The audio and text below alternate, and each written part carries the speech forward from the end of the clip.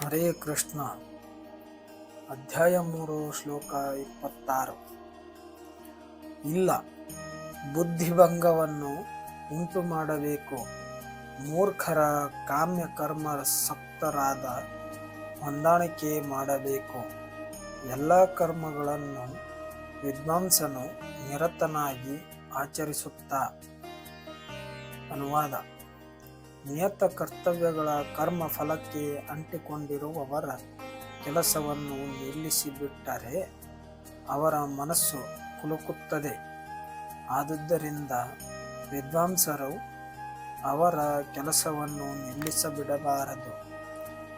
ಭಕ್ತಿಭಾವದಿಂದ ಕೆಲಸ ಮಾಡಿ ಆತನು ಅಜ್ಞಾನಿಗಳನ್ನು ಶ್ರೀಕೃಷ್ಣ ಪ್ರಜ್ಞೆಯ ಕ್ರಮಕ್ರಮವಾಗಿ ಬೆಳವಣಿಗೆಗಾಗಿ ಎಲ್ಲ ಬಗೆಯ ಚಟುವಟಿಕೆಗಳಲ್ಲಿ ತೊಡಗಿಸಬೇಕು. ಭಾವಾರ್ಥ: ಎಲ್ಲ ದೈವಿಕ ವಿಧಿಗಳ ಗುರಿಯಾಗಿಯೂ ಇದೆ.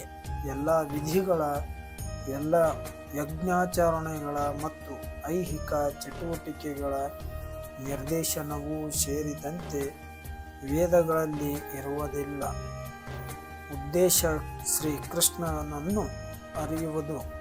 ಆತನೇ ಬದುಕಿನ ಪರಮ ಗುರಿಯು.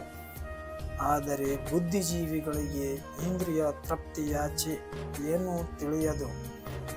ಆದುದರಿಂದ ಆ ಗುರಿಗಾಗಿ ಅವರು ವೇದಗಳನ್ನು ಅಭ್ಯಾಸ ಮಾಡುತ್ತಾರೆ.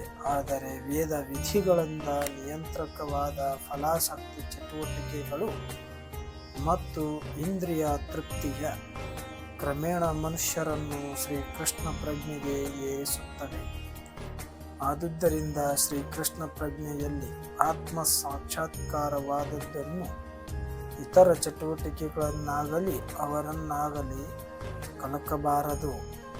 ಎಲ್ಲ ಕಾರ್ಯದ ಫಲಗಳನ್ನು ಶ್ರೀಕೃಷ್ಣನ ಸೇವೆಗೆ ಹೇಗೆ ಸಮರ್ಪಿಸಬಹುದೆನ್ನುವುದನ್ನು ತೋರಿಸಿಕೊಡುವುದರ ಮೂಲಕ ಅವನ ಕೆಲಸ ಮಾಡಬೇಕು.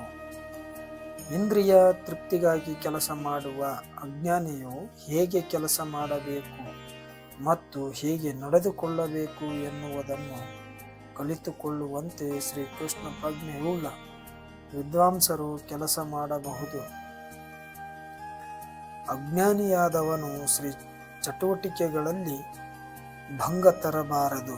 ಆದರೆ ಸ್ವಲ್ಪ ಮಟ್ಟಿಗೆ ಬೆಳೆದ ಶ್ರೀಕೃಷ್ಣ ಪ್ರಜ್ಞೆಯುಳ್ಳ ಮನುಷ್ಯನನ್ನು ಇತರ ವೈದಿಕ ನಿಯಮಗಳಿಗೆ ಕಾಯ್ದೆ ನೇರವಾಗಿ ಭಗವಂತನ ಸೇವೆಯಲ್ಲಿ ತೊಡಗಬಹುದು.